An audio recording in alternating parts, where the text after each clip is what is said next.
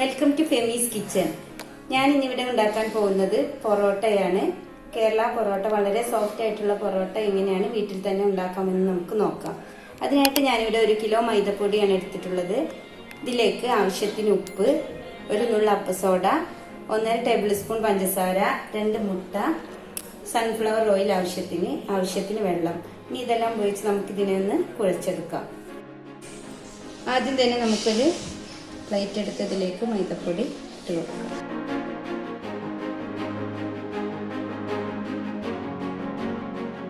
ഇനി ഇതിലേക്ക് ആവശ്യത്തിന് ഉപ്പ് ചേർത്ത് കൊടുക്കാം.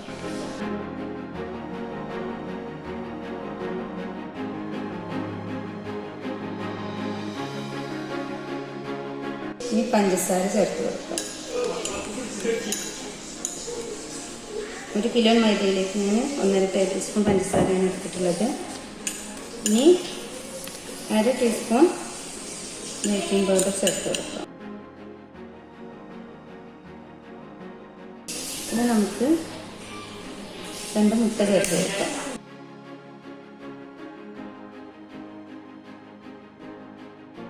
മുട്ട ചേർക്കാതെയും നമുക്ക് പൊറോട്ട ഉണ്ടാക്കാവുന്നതാണ്.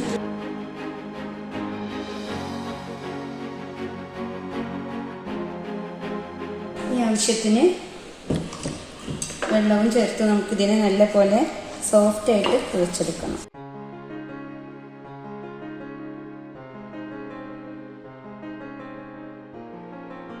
പച്ചവെള്ളം തന്നെയാണ് ഇതിലേക്ക് ചേർക്കുന്നത്. ചപ്പാത്തിക്കൊക്കെ കുഴക്കുന്ന പോലെ നല്ലപോലെ സോഫ്റ്റായിട്ട് കുഴച്ചെടുക്കാം. ഇത് ഞാൻ കൗണ്ടർ ടോപ്പിലിട്ട് കുറച്ച് സൺഫ്ലവർ ഓയിലൊക്കെ ചേർത്ത് ഒന്നുകൂടി നല്ലപോലെ സോഫ്റ്റായിട്ട് കുഴച്ചെടുത്തതാണ്. അതിൽ നല്ല സോഫ്റ്റായിട്ടുണ്ട്. ഇതുപോലെ നല്ലപോലെ കുഴച്ചെടുത്താലുള്ള സോഫ്റ്റായിട്ടുള്ള പൊറോട്ട എടുക്കുക. ഇനി നമുക്കിതിനൊരു നനഞ്ഞ തുണി കൊണ്ട് 1 മണിക്കൂർ റെസ്റ്റ് ചെയ്യാൻ വെക്കുക. 1 മണിക്കൂറായിട്ടുണ്ട്. ഇനി നമുക്കിത് തുറന്ന് നോക്കാം. നമ്മുടെ ഡോ നല്ലപോലെ സോഫ്റ്റായി വന്നിട്ടുണ്ട്. നമുക്കിതിനെ ഒന്നുകൂടി കുഴച്ചെടുക്കാം.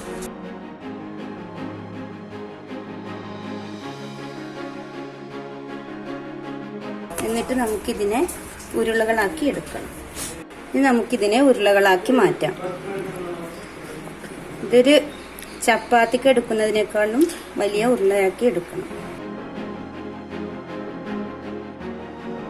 ഇതുപോലെ ഉള്ളിലേക്ക് മടക്കി എടുക്കാം.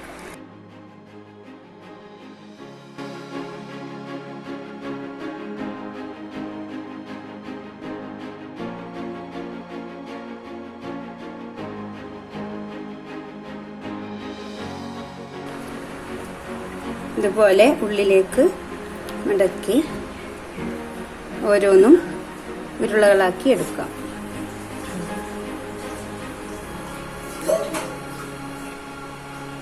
ഉരുളകളാക്കി വെച്ചിട്ടുണ്ട്. ഇനി നമുക്കിതിന് മുകളിലൂടെ കുറച്ച് ഓയിൽ ഒഴിച്ച് കൊടുക്കാം. കുറേശ്ശെ ഓയിൽ ഒഴിച്ച് കൊടുക്കാം. എന്നിട്ട് ഇതിന് മുകളിലായിട്ട് നനഞ്ഞ തുണി വിരിച്ച് നമുക്കൊരു 15 മിനിറ്റ്, അരമണിക്കൂർ വരെ റെസ്റ്റ് ചെയ്യാൻ വെക്കാം. അപ്പോൾ അരമണിക്കൂറായിട്ടുണ്ട്. നമ്മൾ റെസ്റ്റ് ചെയ്യാൻ വെച്ച ഉരുളകൾ സെറ്റായി വന്നിട്ടുണ്ട്. നമുക്കിതിനെടുത്ത് പരത്തി നോക്കാം.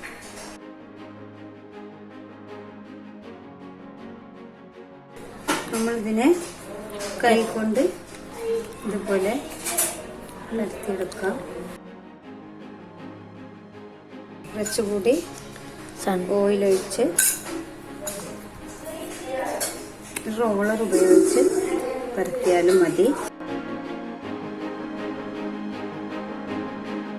ഇത് നമ്മൾ വീശി അടിക്കാത്ത പൊറോട്ടയാണ് ഉണ്ടാക്കുന്നത്. ഇത് നല്ലപോലെ പരത്തി ലെയറുകളാക്കിയിട്ടാണ് ഇവിടെ പൊറോട്ട ഉണ്ടാക്കുന്നത്. ഇതിനായിട്ട് നമ്മൾ സൈഡൊക്കെ നല്ലപോലെ കട്ടി കുറഞ്ഞ് പരത്തിയെടുക്കണം. ഇതുപോലെ സൈഡെല്ലാം കട്ടി കുറച്ച് പരത്തിയെടുക്കുക.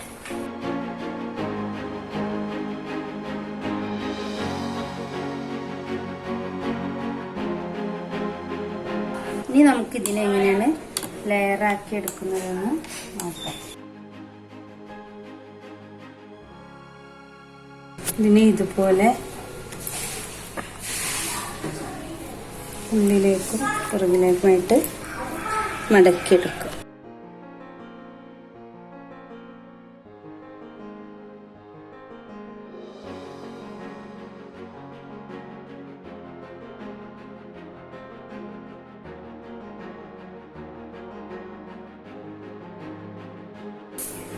ഇനി നമുക്ക് ഈ ലെയറിന് മുകളിലായിട്ട് കുറച്ച് ഓയിൽ ഒഴിച്ച് കൊടുക്കാം. ഇത് ഒട്ടിപ്പിടിക്കാതെ ലെയറായി കിട്ടാൻ വേണ്ടിയിട്ടാണ് അങ്ങനെ ചെയ്യുന്നത്.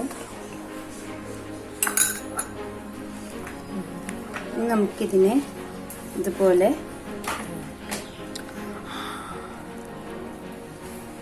മടക്കിയെടുക്കാം.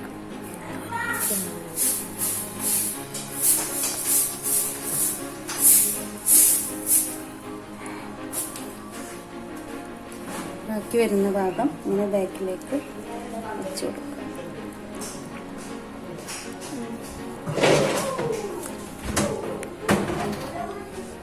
കണ്ടില്ലേ, ഇതുപോലെ നമുക്ക് ഓരോ ഉരുളകളും തയ്യാറാക്കി എടുക്കാം.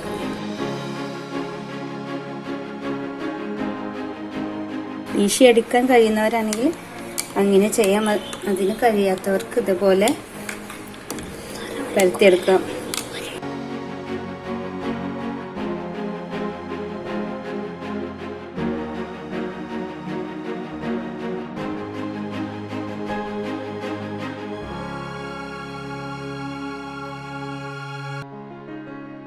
ഉരുളകളെല്ലാം ഇതുപോലെ ലെയറാക്കി വെച്ചിട്ടുണ്ട്. ഇനി നമുക്ക് ഇതിന്റെ മുകളിലായിട്ട് ഒരു തുണി നനച്ച് ഇതിനെ 1 മണിക്കൂർ റെസ്റ്റ് ചെയ്യാൻ വെക്കാം.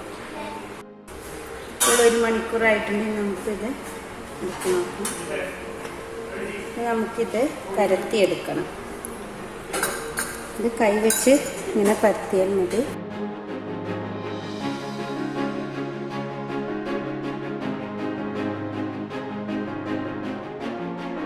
ഇതിൻ്റെ സൈഡ് ഭാഗമെല്ലാം കനം കുറഞ്ഞ രീതിയിൽ വേണം വരാൻ. റോളർ ഉപയോഗിച്ച് വേണമെങ്കിൽ പരത്താം, അല്ലെങ്കിൽ കൈ ഉപയോഗിച്ച് ഇതുപോലെ പരത്തിയെടുത്താലും മതി. ഇതുപോലെ നമുക്ക് എല്ലാ ഉരുളകളും പരത്തിയെടുക്കാം. പിന്നെ ഇത് പരത്തി കുറേ നേരം വെക്കാൻ പാടില്ല. പരത്തിയതിൻ്റെ ഒപ്പം തന്നെ ചുട്ടെടുക്കണം.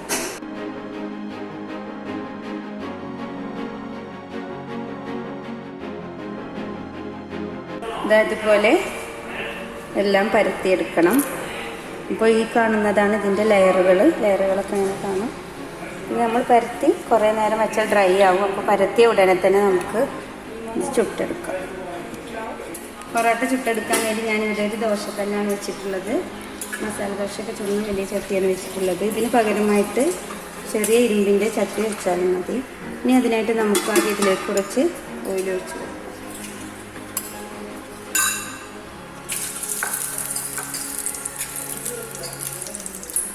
നമുക്ക് നമ്മൾ പരത്തി വെച്ച പൊറോട്ട ഇട്ട് കൊടുക്കാം.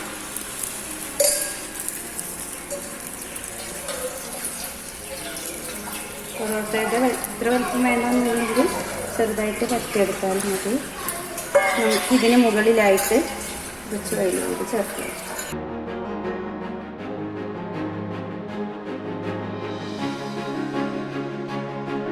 ഒരു സൈഡ് നല്ലപോലെ പൊങ്ങി വന്നിട്ടുണ്ട്. ഇനി നമുക്കിതിനെ തിരിച്ചിട്ട് കൊടുക്കാം. സൈഡിലും കുറച്ച് നീലാക്കും.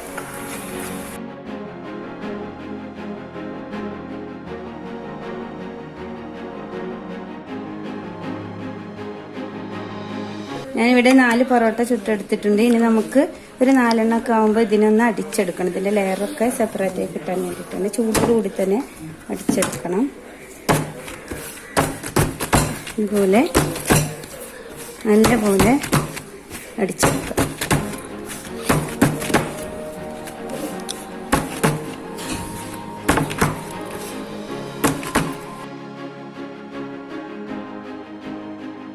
ഇങ്ങനെ അടിച്ചെടുത്താൽ ഇതുപോലെ ലെയറുകളായിട്ട് കിട്ടും. ഇതുപോലെ നമുക്ക് എല്ലാ പൊറോട്ടകളും ചുട്ടെടുക്കാം. നല്ല സോഫ്റ്റ് ആയിട്ടുള്ള പൊറോട്ട ലഭിക്കുന്നതാണ്. അങ്ങനെ നമ്മുടെ കേരള പൊറോട്ട ഇവിടെ റെഡി ആയിട്ടുണ്ട്. ലെയറുകളൊക്കെ ഉള്ള സോഫ്റ്റ് ആയിട്ടുള്ള പൊറോട്ട റെഡി ആയിട്ടുണ്ട്. എല്ലാവരും ട്രൈ ചെയ്ത് നോക്കണം. അതുപോലെ എൻ്റെ വീഡിയോ ഇഷ്ടമായ ലൈക്ക് ചെയ്യാനും ഷെയർ ചെയ്യാനും മറക്കരുത്. മറ്റൊരു റെസിപ്പിയുമായി വീണ്ടും കാണാം. Thank you.